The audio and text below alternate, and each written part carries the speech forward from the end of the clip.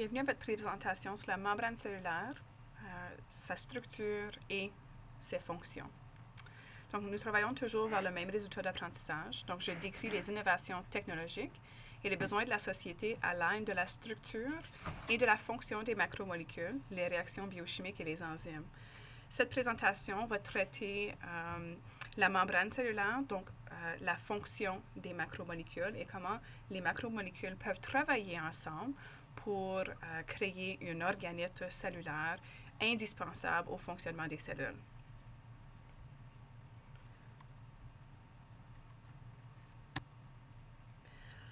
Donc, quelle est la fonction globale d'une membrane cellulaire? Que ce soit pour un organisme unicellulaire, comme l'amibe que vous voyez à la gauche, ou pour les cellules d'organismes multicellulaires, comme vous voyez les globules rouges ou les érythrocytes à la droite, la fonction d'une membrane cellulaire est toujours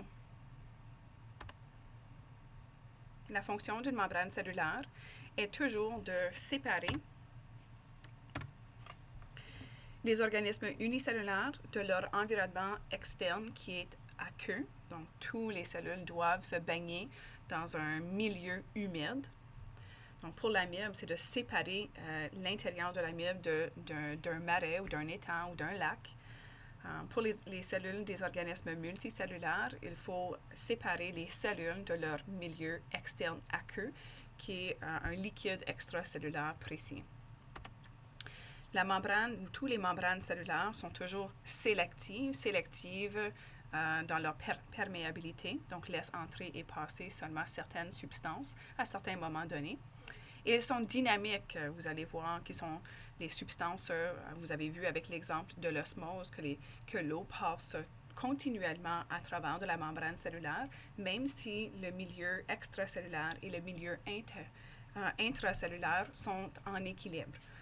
Donc, pour tout ceci, cette sélectivité et ce dynamisme, pour faciliter ou pour empêcher l'entrée et la sortie des substances.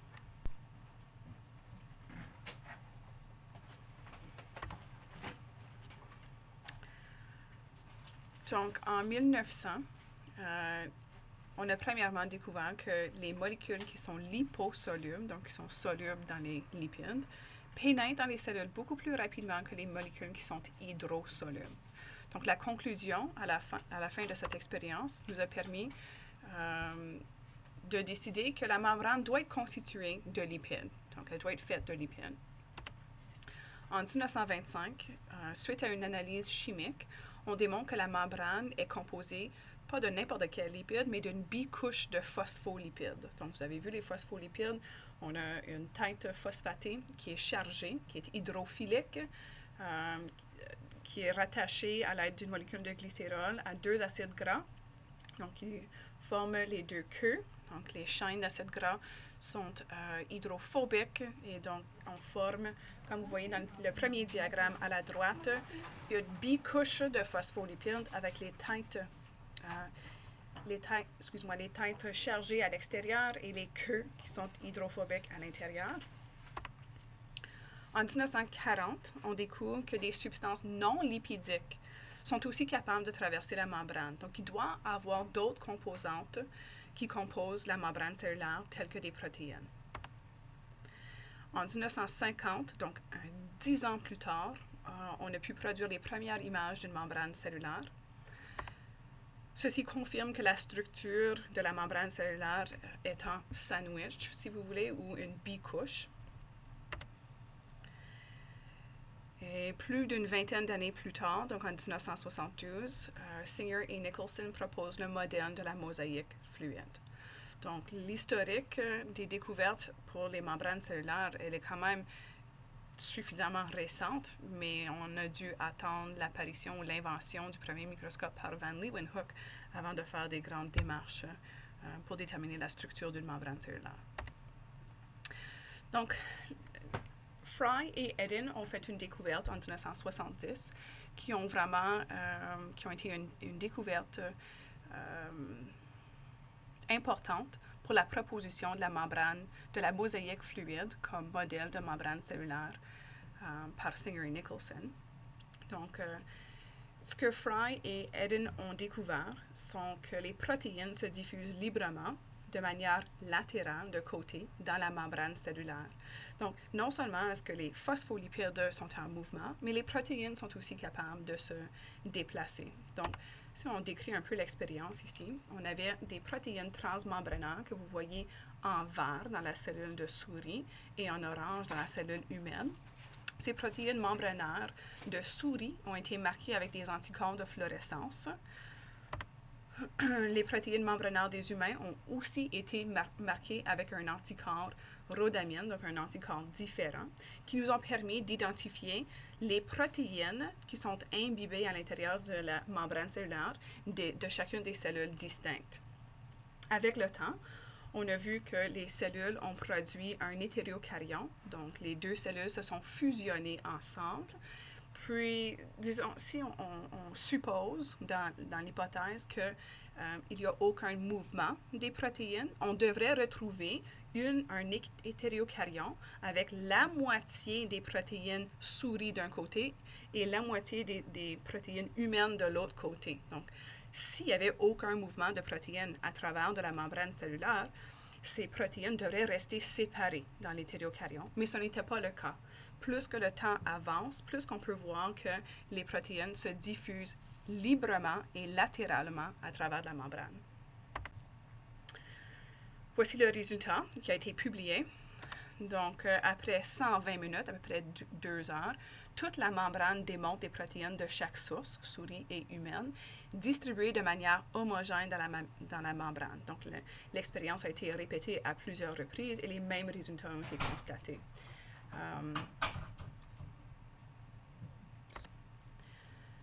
Donc, ceci nous apporte maintenant au modèle le plus important de la membrane cellulaire, donc la mosaïque fluide, qui est proposée en 1972. Avec une petite description ici, la membrane plasmique est constituée, donc elle est faite d'une bicouche lipidique que nous, on peut reconnaître comme phospholipides. Elle est aussi composée de protéines et de glucides associés de diverses manières à la bicouche. Donc, associés de diverses manières à la bicouche, ça veut dire que certaines protéines sont imbibées directement dans la membrane cellulaire. Certaines ont des composantes ou des parties de protéines qui font face aussi à l'extérieur. Autres ont des protéines imbibées dans la couche, mais font face seulement vers l'intérieur, le milieu intracellulaire. Tu peux avoir des glucides, donc des sucres rattachés aux phospholipides. Tu peux avoir des glucides qui sont rattachés aux protéines.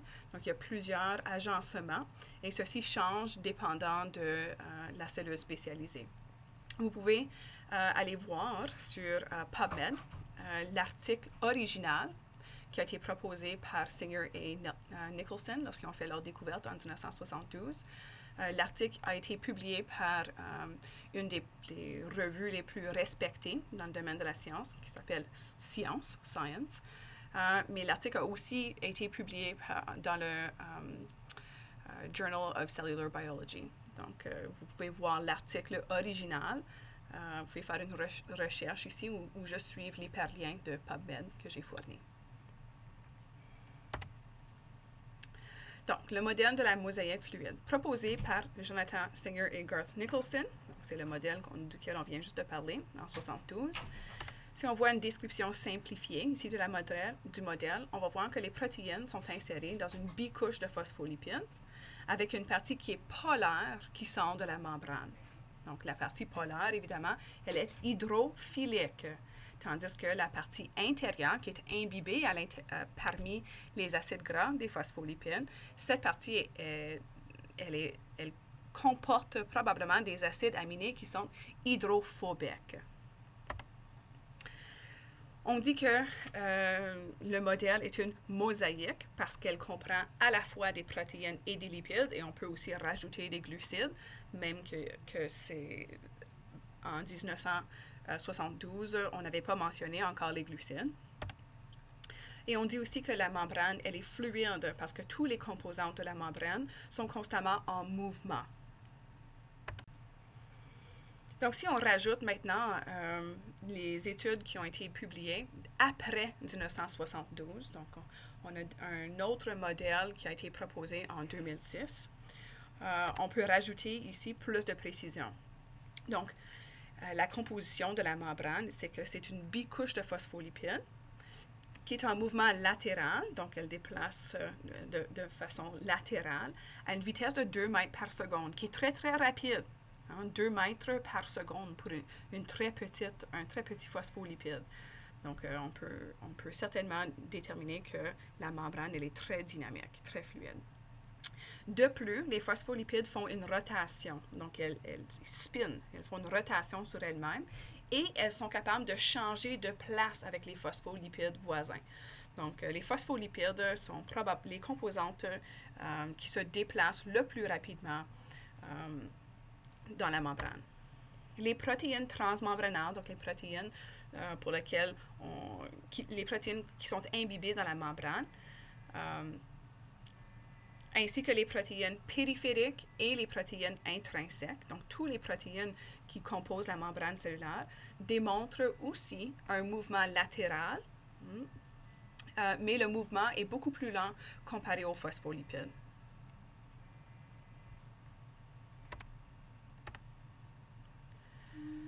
Nous avons aussi découvert, après 1972, que les glucides se retrouvent exclusivement à l'extérieur des cellules et que leur fonction est vraiment pour la communication intercellulaire.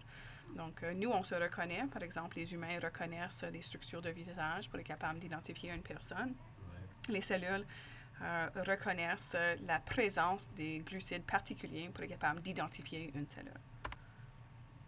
Donc, si on compare le modèle proposé en 1972 et celui qui est proposé en 2006 à l'aide de l'article que vous retrouvez à l'hyperlien suivant, vous allez voir que l'article décrit ce qu'on appelle des lipid rafts.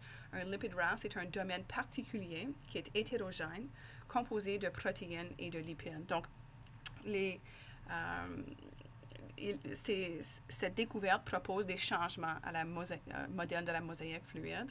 Puis ils disent qu'il semble que les protéines et lipides sont regroupés en genre d'îles à la surface de la membrane cellulaire et que tu peux identifier ces îles comme des domaines particuliers. Le même article parle de lipid shell. Donc, lors de la synthèse de la protéine, il semble que certaines d'entre elles sont directement associées aux lipides. On dit ici donc ça veut dire qu'une fois que les protéines sont produites à l'intérieur du cytoplasme de la cellule, certaines protéines peuvent être associées directement aux lipides, qui va permettre aux lipides de s'imbiber à l'intérieur de la membrane cellulaire. Ces lipides vont aussi modifier la structure à 3 dimensions, puis déterminent aussi dans quelle orientation la protéine va se retrouver dans la membrane cellulaire. Donc, les lipid rafts demandent un peu de recherche pour mieux comprendre leur signification, tandis que les lipid shells vont entourer les protéines et permettre aux protéines de bien s'insérer à l'intérieur de la membrane cellulaire. Ce qui est intéressant aussi, c'est que la composition en protéines d'une membrane cellulaire va varier selon le type de cellule. Et je vais vous présenter des exemples concrets. Donc, voici le premier exemple. Donc, si on regarde à la membrane interne de mitochondrie, il faut se rappeler, si vous avez bien survolé la section 2.1 de votre manuel, qu'une mitochondrie est responsable de la respiration cellulaire. C'est l'organite à l'intérieur de la cellule qui comporte 2 membranes. Donc, une membrane externe qui entoure ou qui englobe toute la mitochondrie. Ensuite, la membrane interne sur laquelle se passe la respiration cellulaire. Donc, la membrane de la mitochondrie contient 76% de protéines. Donc, c'est une membrane qui est très, très riche en protéines. Il y a encore plus de protéines que de lipides ou de glucides ici. C'est très important pour qu'elle puisse accomplir sa fonction parce que les protéines travaillent en séquence pour être capables de pomper des ions d'hydrogène et produire des ATP, qui est l'énergie cellulaire. Si on prend un autre exemple, par exemple, je dis exemple 2 fois, la membrane d'une gaine de Mylène, qui est une cellule spécialisée qu'on retrouve sur l'axone d'un neurone.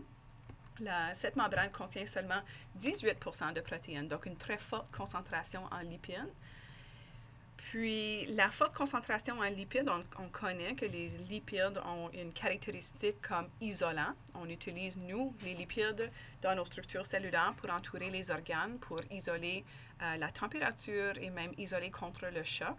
Donc ici, les gaines de Mylène, qui sont fortement composées de lipides, entourent l'axone. Puis l'influx nerveux passe à l'intérieur de l'axone. Et les cellules, les petites cellules en orange que vous voyez tout au long de l'axone, qui sont très, très riches en lipides, permettent une insulation contre de l'influx nerveux. Pour que l'influx nerveux reste sur cet axone-là et n'est pas transmis spontanément ou par accident à une autre neurone. Parce qu'on veut avoir quand même un signal neuronal qui est clair, qui passe d'une cellule à la prochaine.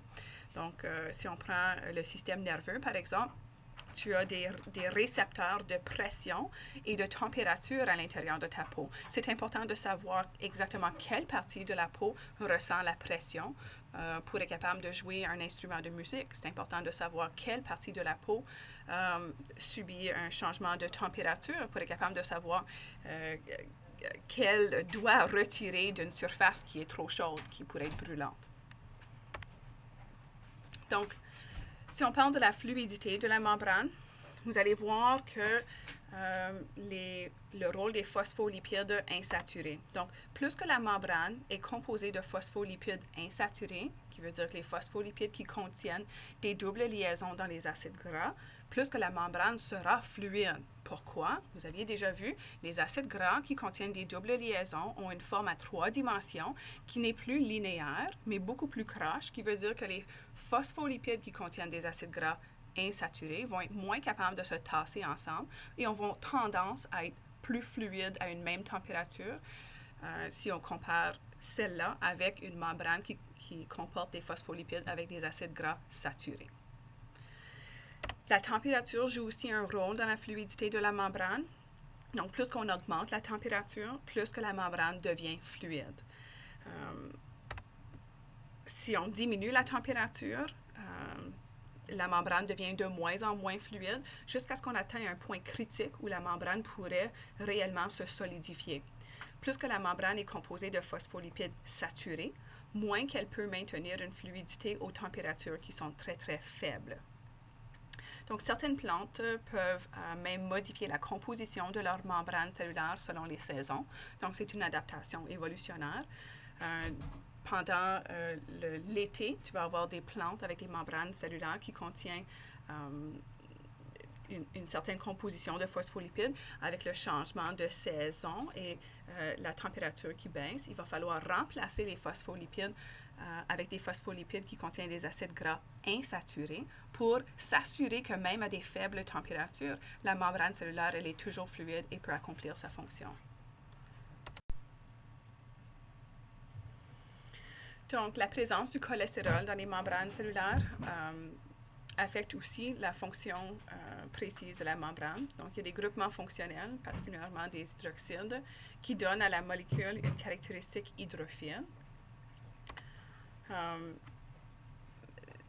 Ces molécules sont presque absents chez les prokaryotes, mais sont très abondants chez les plantes et présents chez les mammifères. Vous pouvez explorer les deux sources qui sont suggérées pour mieux comprendre la relation entre la présence du cholestérol et la fluidité de la membrane cellulaire. Donc maintenant, on pense plutôt à la fonction de la membrane cellulaire et comment la membrane fait pour laisser entrer ou empêcher l'entrée de certaines substances. Nous avons plusieurs moyens à faire rentrer des substances à l'intérieur de la membrane. Donc, si vous commencez, le premier moyen qui est schématisé à la gauche, c'est la diffusion simple. Donc, de très petites particules peuvent passer d'une région de haute concentration vers une région de faible concentration à travers de la membrane, selon qu'elle soit très, très petite. Tu peux aussi avoir un transport qui est passif. Donc, ceci veut dire un transport à travers, ça peut être à travers d'une protéine transmembranaire, mais c'est un transport qui ne requiert aucune énergie, donc aucune dépense d'ATP par la cellule. Tu peux aussi avoir un transport passif qui demande à une protéine transmembranaire de changer de forme pour faciliter l'entrée ou la sortie de certaines substances. Et finalement, le dernier exemple à la droite, ou la dernière catégorie à la droite, vous voyez le transport actif. Donc, le transport actif est aussi facilité par une protéine transmembranaire et requiert une dépense d'énergie de la part de la cellule. Souvent, ceci va se passer contre un gradient de concentration, qui veut dire tu prends des molécules d'une région de faible concentration et tu les pompes vers une région de haute concentration, comme est le cas dans la respiration cellulaire à l'intérieur des mitochondries. On doit pomper des ions d'hydrogène contre un gradient de concentration pour être capable de produire passivement des ATP à travers de la protéine ATP, ATP synthase ou ATPase, si vous voulez. Donc, passons voir un peu plus précisément la diffusion simple. Donc, vous avez dans le diagramme à la droite plusieurs exemples de molécules qui peuvent passer à travers de la membrane par diffusion simple. N'oubliez pas que c'est un processus passif qui veut dire qu'on n'utilise pas ou la cellule ne dépense pas d'ATP. Quels sont les gaz? Donc, on a de l'oxygène qui peut passer facilement à travers la membrane, dioxyde de carbone, les oxydes de nitrate aussi. Donc, ceci est très utile parce que pour les animaux qui ont des poumons, par exemple, ou même les organismes qui font la respiration cutanée, ils respirent à travers de leur peau. Ces gaz peuvent passer facilement à travers des cellules épithéliales, à travers des capillaires et entrer à l'intérieur du système circulatoire. D'autres petites molécules qui sont polaires mais non chargées, comme l'urée, qui est un produit, un déchet cellulaire, ainsi que l'éthanol, peuvent passer à travers de la membrane, de l'eau. Certaines quantités d'eau peuvent passer à travers de la membrane, dépendant de la concentration de soluté des deux côtés de la membrane. Les grosses particules qui sont polaires et comme le glucose ne passent pas à travers de la membrane de façon de diffusion simple. Les ions qui sont chargés ne peuvent pas passer à travers de la membrane non plus. Et les grosses molécules qui sont polaires chargées, ou les plus petites molécules, je devrais dire les sous-unités de protéines, les acides aminés, sont souvent chargés et ne peuvent pas passer à travers la membrane ni l'ATP. Donc, dans le sens des concentrations fortes vers le sens des concentrations faibles, toujours pour une diffusion simple, jusqu'à ce que la concentration de la petite molécule soit égale des deux côtés de la membrane. La molécule doit être hydrophobe, donc elle doit être soluble dans la membrane cellulaire, elle doit être elle doit être soluble dans les lipides. Si la molécule est polaire, elle doit être suffisamment petite pour être capable de diffuser à travers de la membrane. La plupart des molécules polaires ne peuvent pas traverser la membrane. Et le taux de diffusion est proportionnel au gradient de concentration. Donc, plus qu'il y a une différence de concentration, par exemple d'oxygène des deux côtés de la membrane, plus que l'oxygène va pouvoir se diffuser rapidement à travers de la membrane. Si on regarde maintenant la diffusion facilitée, donc c'est encore une diffusion qui est passive, donc ne demande pas une dépense d'ATP ou d'énergie cellulaire, mais elle est facilitée par la présence d'une protéine transmembranaire. Donc c'est un transport passif, comme j'ai dit. Le mouvement net repose sur un gradient de concentration encore, comme la diffusion simple. Donc, les particules qui traversent la membrane vont toujours passer d'une région de haute concentration ou forte concentration vers une région de faible concentration. Le mouvement ne se fait pas directement à travers de la membrane, mais plutôt à travers d'une protéine, donc par voie d'un canal protéique. Le canal protéique, ici, ou la protéine transmembranaire, est spécifique à un ion ou une petite molécule. Donc, aucune transformation dans la forme de la protéine n'est requise pour permettre la diffusion facilitée. C'est simplement comme une porte qui est soit ouverte ou elle est fermée, puis elle laisse seulement rentrer une substance spécifique. La diffusion facilitée maintenant, on utilise encore des protéines transmembranaires qui sont imbibées dans la membrane cellulaire. Ce sont des transporteurs qui peuvent être uniportes, qui veut dire qu'elles laissent passer des molécules dans une seule direction.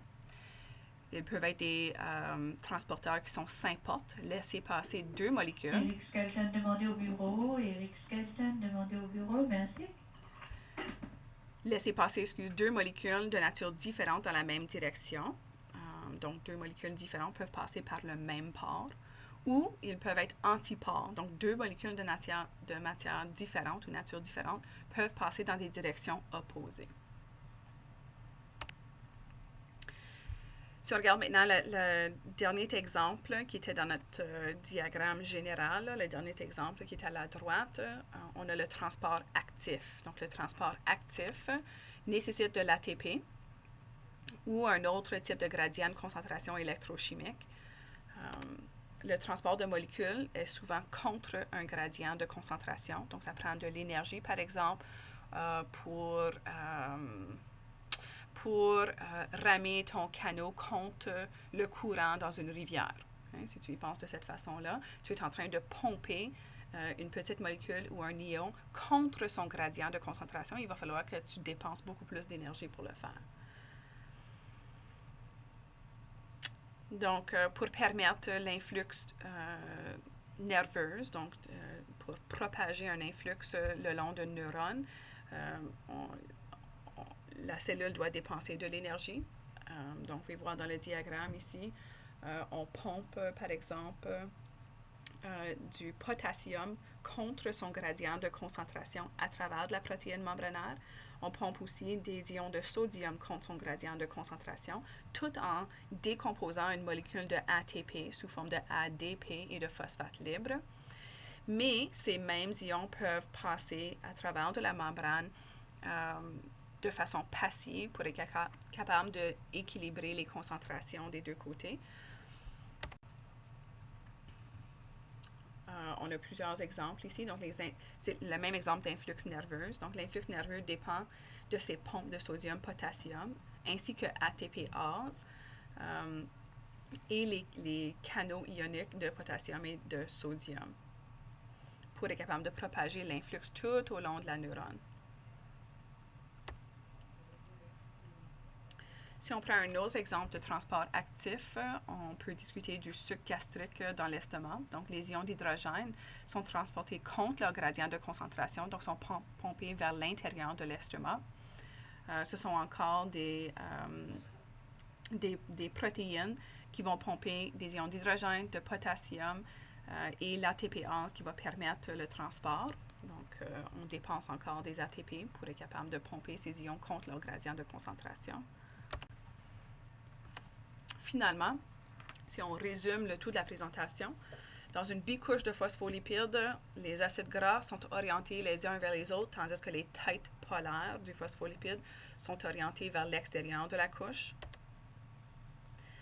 Les bicouches de phospholipides de toutes les membranes contiennent des protéines, des glycoprotéines, donc des glucides qui sont rattachés à des protéines, du cholestérol et autres stéroïdes, ainsi que des glycolipides, donc des sucres, des glucides ici rattachés à des lipides.